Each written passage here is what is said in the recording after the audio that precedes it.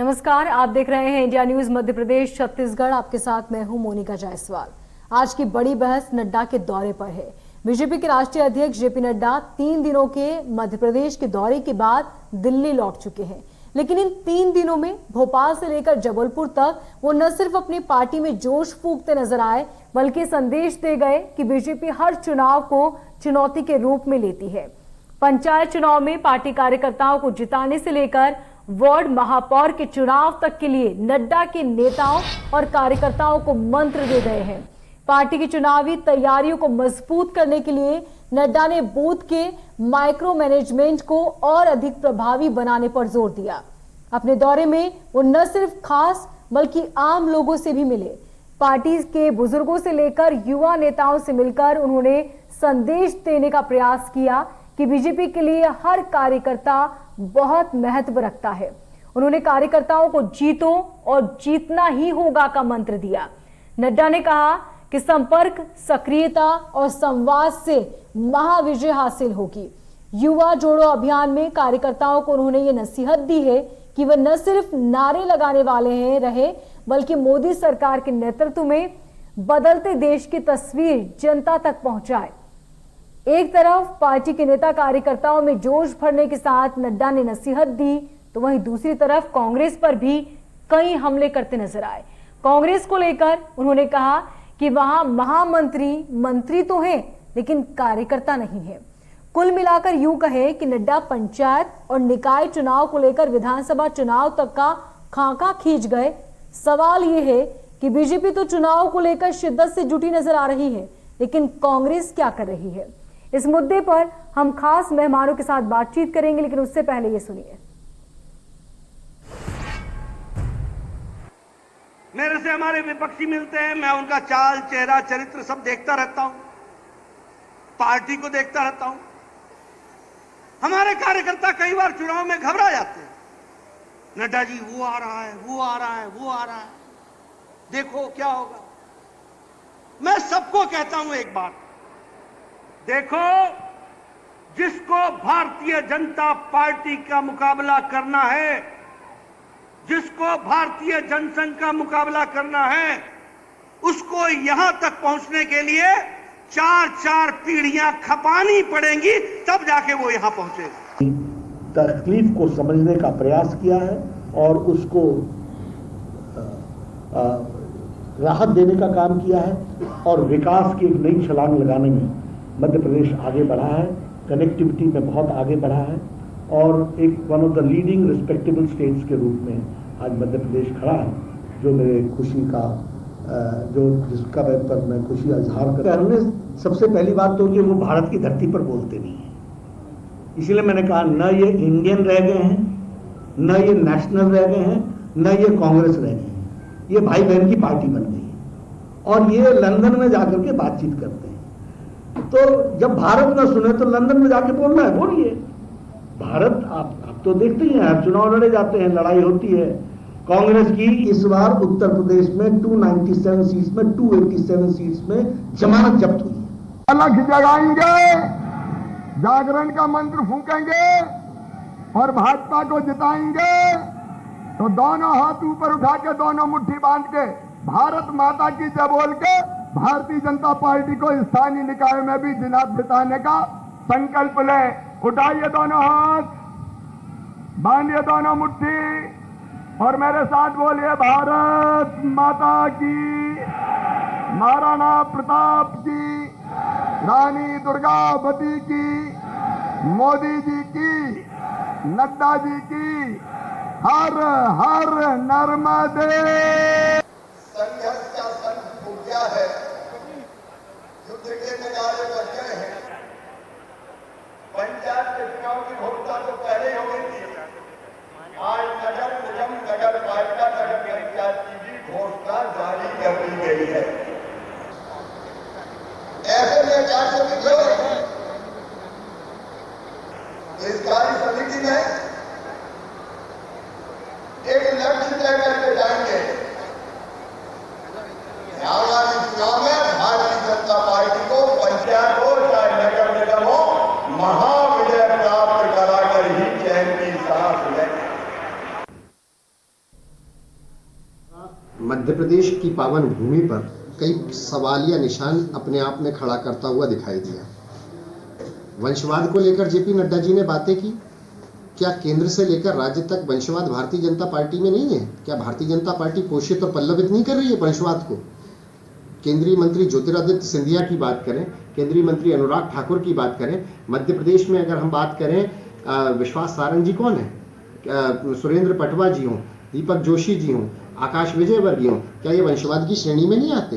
कश्मीरी पंडितों पर कोई बात नहीं की उन्होंने, सिर्फ इतना कहा कि प्रधानमंत्री चिंतित हैं कश्मीरी पंडितों को लेकर। आज 5 दिन के अंदर 13 हत्याएं हो गई हैं। और हमारे साथ खास मेहमान जुड़ेंगे, हमारे साथ जुड़ेंगे बीजेपी नेता अभय प्रताप सिंह और कांग्रेस के प्रवक्ता सिद्धार्थ सिंह राजावाला। सबसे पहले सिद्धार्थ जी आपके पास आना चाहूंगी। जिस तरीके से बीजेपी लगातार तैयारी कर रही है, अपने हर युवाओं को वो जोड़ना चाह रही है, साथ ही हर कार्यकर्ताओं को जोड़ रही है, जीत का मंत्र दे रही है, पूरी ताकत झोंक दी है हर चुनाव में, कांग्रेस कहाँ है? देखिए, सर्वप्रथम तो मैं आपको ये बात बता दूं कि जब भारतीय जनता पार्टी सत्ता में आने के लिए लालायित रहती है, तब नए नए कुछ ना कुछ, जिस प्रकार से मछली को फंसाने के लिए दाना फेंका जाता है, ये कहीं ना कहीं नए नए प्रयोग करते हैं।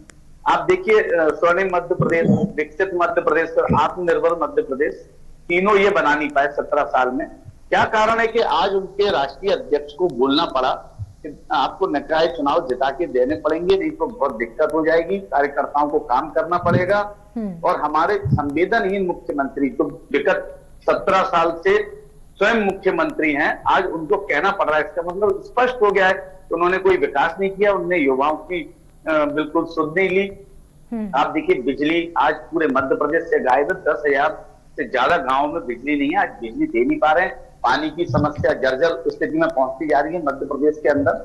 आप देखिए, अभी जो युवा हैं, वो युवा रोडों पे उतर के आ गए हैं। युवा आके पूछते हैं माननीय मुख्यमंत्री जी से कि आप मामा बन के भांजे और भांजी की बात करते हैं, आप हम लोग को रोजगार कब देंगे?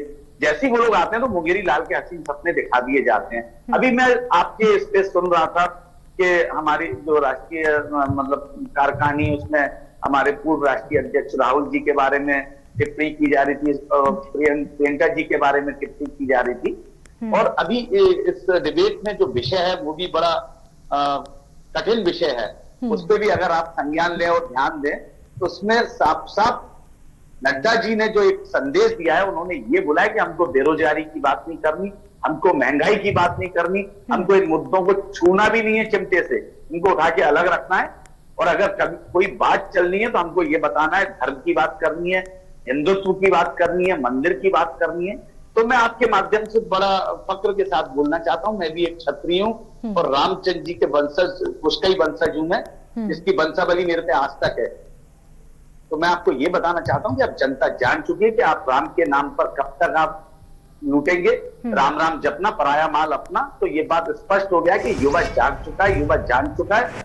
और राष्ट्रीय अध्यक्ष जी ने साफ साफ बोला है कि इन मुद्दों को बिल्कुल भी नहीं छेड़ना है। इसका मतलब स्पष्ट हो गया है कि ये कहीं ना कहीं घबराते हुए महंगाई, बेरोजगारी, आप देखिए किस प्रकार से कोरोना काल में लोग बेघर हो गए, लोगों के घर के चिराग बुझ गए, उस पर कतई कोई बात नहीं करना चाहते हैं। तो स्पष्ट हो गया है कि भारतीय जनता पार्टी पे आ गई। कुल मिलाकर आप ये कहना चाहते हैं कि अगर बड़े बड़े पार्टी के नेता उतर रहे हैं मैदान में तो ये मजबूती नहीं बल्कि कमजोरी है। तो कांग्रेस क्यों अपनी यहाँ पर कमजोरी दिखा रही है? क्यों हमेशा चुनाव के वक्त ही राहुल गांधी नजर आते हैं? इस पर भी आऊंगी, लेकिन सबसे पहले आपने जो सवाल किया है वो अभी प्रताप जी से ले लेती हूँ। अभी जी क्या कहना चाहेंगे? आज नड्डा जी सड़कों पर उतरे, जो वादे उन्होंने किए, जो आरोप लगाए, कांग्रेस का कहना है कि ये सिर्फ घड़ियालू उतरे हैं, आप सिर्फ बातें कर रहे हैं, नतीजा जमीनी हकीकत कुछ और है। इसके साथ उनका ये भी कहना है कि कहीं ये पार्टी की कमजोरी तो नहीं, कहीं डर तो नहीं लग रहा है कि हम हार ना जाएं, आने वाले वक्त की तस्वीर कुछ और ना हो, इसलिए युवाओं के बीच और नेताओं के बीच, कार्यकर्ताओं के बीच पहुंच रहे हैं नड्डा जी। देखिए, मध्य प्रदेश की धरती पर भारतीय जनता पार्टी के राष्ट्रीय अध्यक्ष जेपी नड्डा जी का ऐतिहासिक स्वागत हुआ है। कार्यकर्ताओं ने जो विमानतल से लेकर और जबलपुर तक जब वो वापस दिल्ली के लिए रवाना हुए हैं, उनका पूरा शेड्यूल उठा के आप देख लिए तो एक राष्ट्रीय अध्यक्ष के नाते नहीं, वो एक भाजपा के कार्यकर्ता के नाते सभी कार्यक्रमों में शामिल हुए। यही फर्क है भारतीय जनता पार्टी में और दूसरे दलों के अध्यक्षों में।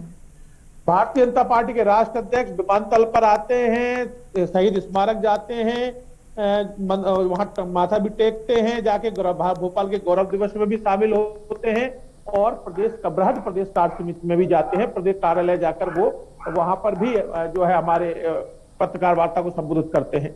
तो इस तरह के उसके बाद वो अगले दिन जबलपुर जाते हैं, कोर ग्रुप की बैठक में जाते हैं, यूथ कनेक्ट के कार्यक्रम में नहीं, अभी जी आप उनके पूरे प्रोग्राम आपने गिना दिए, वो मुझे पता है कि उनका क्या क्या प्रोग्राम रहा, कहाँ कहाँ वो गए। सवाल ये नहीं है कि उन्होंने क्या क्या प्रोग्राम किए, सवाल ये है कि अगर इसके पीछे की वजह क्या थी, इसका मोटो क्या था।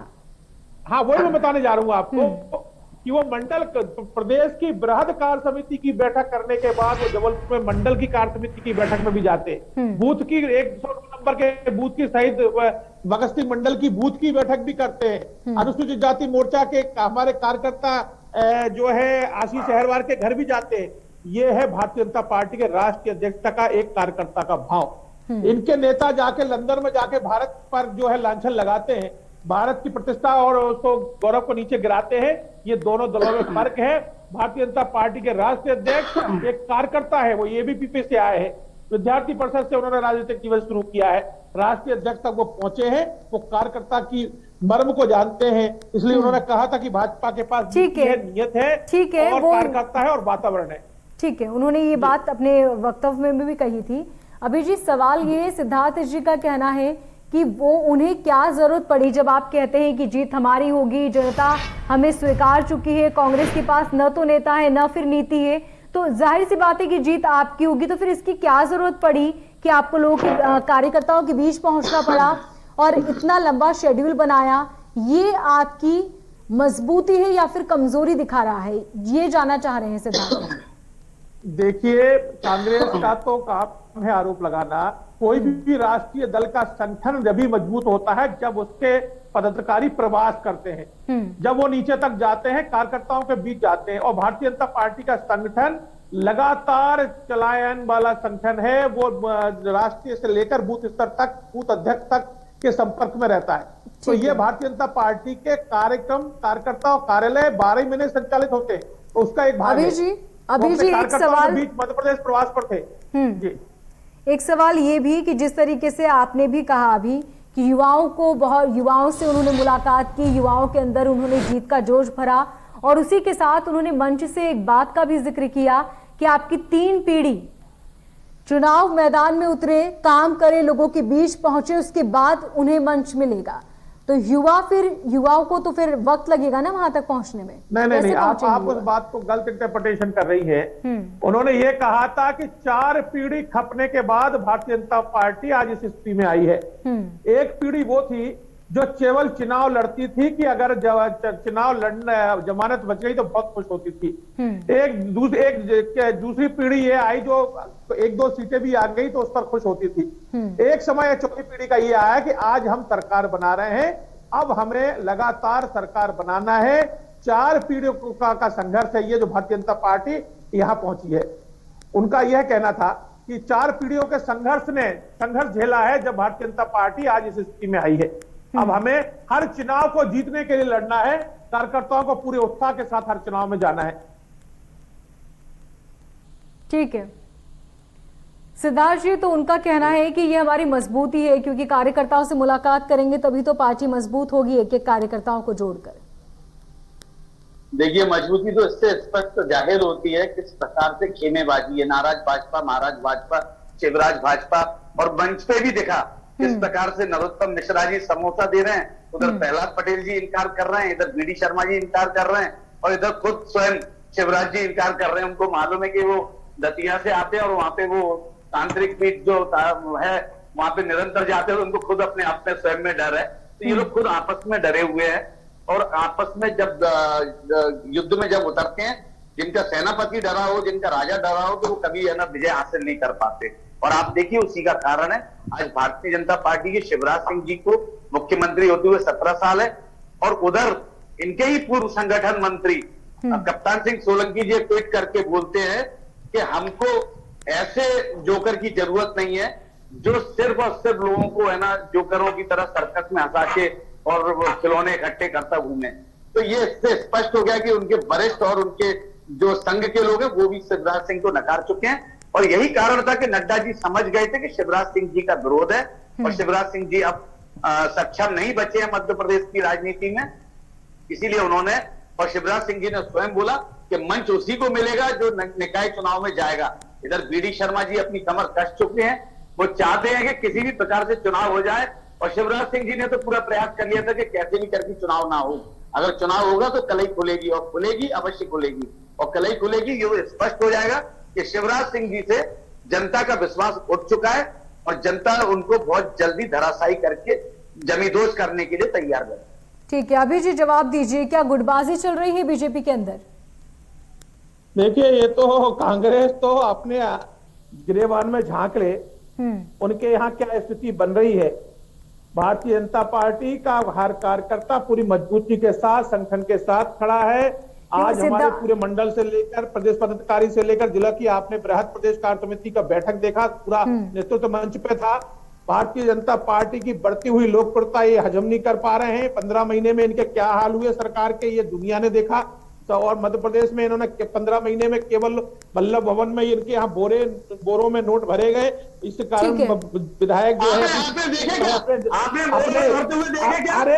अपने मैंने आपकी बात सुनी है, मेरी भी सुन लें। मैंने आपकी जो है अनाप आरोप सुने हैं, अब मेरे भी सुन लें। अब मेरे भी आरोप सुन लें, आपके मैंने अनाप आरोप सुने है ना, चलो मेरे भी बात सुन लें। आपने जो आरोप लगाए हैं उसी का परिणाम था कि विधायक जो है अपने क्षेत्रों में जनता के बीच प्रदर्शन नहीं कर पाए, जिस कारण इनकी सरकार गई मध्य प्रदेश में। एक सेकंड अभी जी, एक सेकंड आप शांत हो जाइए, एक एक करके बोलिए सर। मुकाबला नहीं कर पा रहे इसलिए झूठे आरोप लगा रहे। अरे मुकाबला करने के लिए तैयार है, डरते नहीं है। हम लोग क्रांतिकारी है, देश को आजाद करा के भेजा है, हमने अन्यायों से माफी नहीं मांगी जिस प्रकार से सावल करने वाले। गांधी जी ने कहा था कि कांग्रेस को खत्म कर देना चाहिए, खत्म कर रही है। अभी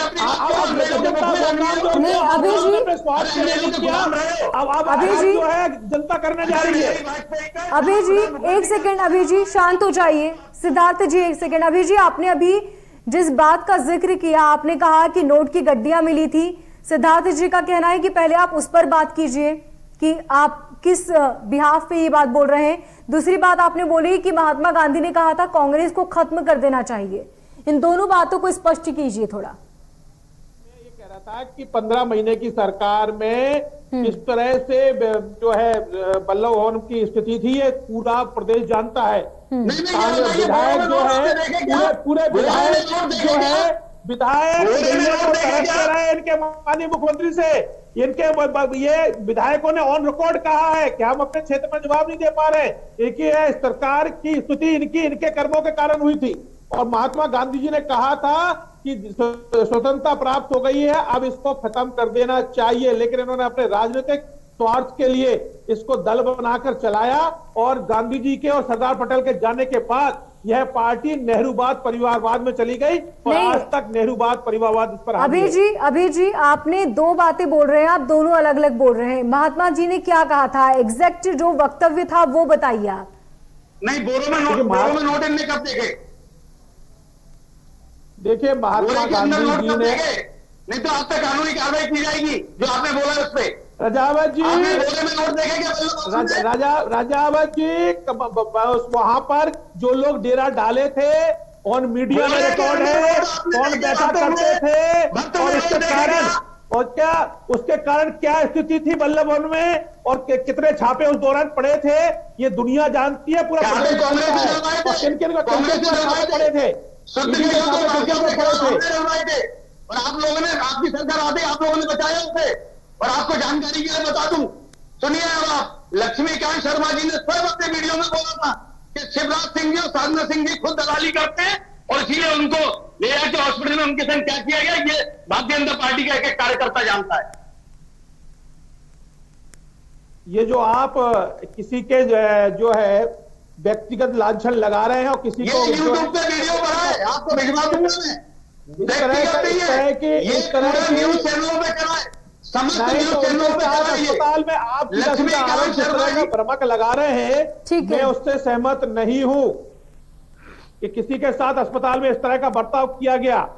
अरे ये आपकी ऐसी राजनीति है। सिद्धार्थ जी, बीडी एक शर्मा सेकंड। जी के लोग फंसे उसमें, बीडी शर्मा जी के लोगों को नौकरी दी आपने, जो उसमें पात्रता वाले थे उनको हटा के दूसरे लोगों को आपने नौकरी दी, उसके भी साक्ष्य पूरे के पूरे प्रस्तुत किए, आपने विधानसभा स्थगित कर दी, उस पर सुनवाई नहीं की, क्योंकि आप लोग तो अंग्रेजों के रास्ते चल आपके रहे। नेता प्रतिपक्ष ठीक है, वक्ता सिद्धार्थ उस जी। समय के ये कहते थे कि सदन में बकवास होती है, उनके ये स्टेटमेंट है, अभय जी, इससे भी आप अभय जी, नकारेंगे। एक हमारे सेकंड। नेता प्रतिपक्ष वहां में बाकायदा गए, उस पर आवाज उठाई और आप लोग ने सदन को स्थगित कर। अभय जी, सिद्धार्थ जी, आप दोनों शांत हो जाइए। सर, आपने जो बात की अभी, ये जो इस टॉपिक पर के लिए हम यहाँ बात कर रहे हैं, इस टॉपिक से बिल्कुल हटके आप बात कर रहे हैं। महात्मा गांधी की बात आपने यहाँ पर करी, आपने पुरानी बातें आप कर रहे हैं, जिन बातों का आज कोई आधार नहीं है ना सर। आप जिस आप जो टॉपिक है उस टॉपिक पे बात कीजिए ना। बात किस टॉपिक पे थी, आप किस टॉपिक पे पहुंच गए सर? मैं उसी बात पे लौट रहा हूं कि माननीय राष्ट्रीय अध्यक्ष जी ने कहा था कि हमने 8 रुपए वेट टैक्स 2 बार घटाए केंद्र सरकार ने। बता दें यूपीआई की सरकार ने कब घटाए? अभी जी, हमने 6.37 लाख प्राथमिक शिक्षक स्कूल थे, हमने 70 साल में 8 साल में हमने 6.5 लाख बना के वक्त की कमी है। सिद्धार्थ जी, आखिरी सवाल मैं आपके पास उन्हें आना चाहूंगी। सिद्धार्थ जी, आपसे आखिरी सवाल, वक्त की कमी है सर। जिस तरीके से लगातार दौरे किए जा रहे हैं, जेपी नड्डा पहुंचे, उन्होंने कार्यकर्ताओं से मुलाकात की और साथ ही ये कहा कि हम एक एक कार्यकर्ताओं को बहुत महत्व देते हैं। क्या ये महत्व कांग्रेस के कार्यकर्ताओं को नहीं मिलता, और क्या वजह है कि कांग्रेस सिर्फ चुनाव के वक्त ही नजर आती है? जिस तरीके से लगातार जेपी नड्डा कार्यकर्ताओं के बीच पहुंच रहे हैं, कांग्रेस क्यों नहीं पहुंचती? क्या ये कांग्रेस का कॉन्फिडेंस है या ओवर कॉन्फिडेंस? देखिए, ये बात मैं पूर्व में भी बता चुका हूं और मैं आपको अभी फिर आपको संज्ञान में लाता हूं कि माननीय कमलनाथ जी के नेतृत्व में जब से वो 2017 से आए हैं, कांग्रेस के अंदर मजबूती उन्होंने प्रदान की है और एक एक कार्यकर्ता से मिलते हैं, उनके घर जाते हैं, उनकी समस्याएं सुनते हैं। और आपको बता दूं, मंडलम सेक्टर बूथ हमारे पन्ना प्रमुख जितने हैं, ब्लॉक अध्यक्ष है, सबसे बाकायदा उन्होंने हर माह उन्होंने मीटिंग ली है, जा के लिए हर जिले में लिए, 52 जिले में। और आपको बता दूं, घर चलो घर घर चलो, और उस अभियान के तहत माननीय कमलनाथ जी ने किस प्रकार से जन जागरण अभियान, दोनों हमारे जो आंदोलन चल रहे थे उनके तहत हमने ज्यादा से ज्यादा लोगों को जोड़ा है। हमारे कार्यकर्ता आज की डेट में अब बिल्कुल आप ये मान के चलिए, माननीय कमलनाथ जी के साथ कंधे से कंधा मिला के खड़े हुए। यही कारण है कि भारतीय जनता पार्टी की। ठीक, सिद्धार्थ जी, बहुत शुक्रिया हमारे साथ जुड़ने के लिए। अभय प्रताप जी, आपका भी बहुत शुक्रिया। तो एक तरफ जहां पर कांग्रेस लगातार कह रही है कि ये बीजेपी की मजबूती नहीं बल्कि कमजोरी है कि आज उन्हें कार्यकर्ताओं के बीच पहुंचना पड़ रहा है, और बात कांग्रेस की जाए तो कांग्रेस पूरी तरह से निष्पक्ष है। कांग्रेस चाहती है कि जनता के बीच पहुंचे, और जनता के बीच पहुंचने की लगातार कवायद और सिलसिला भी जारी है। फिलहाल इस बुलेटिन में इतना ही, मुझे दीजिए इजाजत और देखते रहिए इंडिया न्यूज।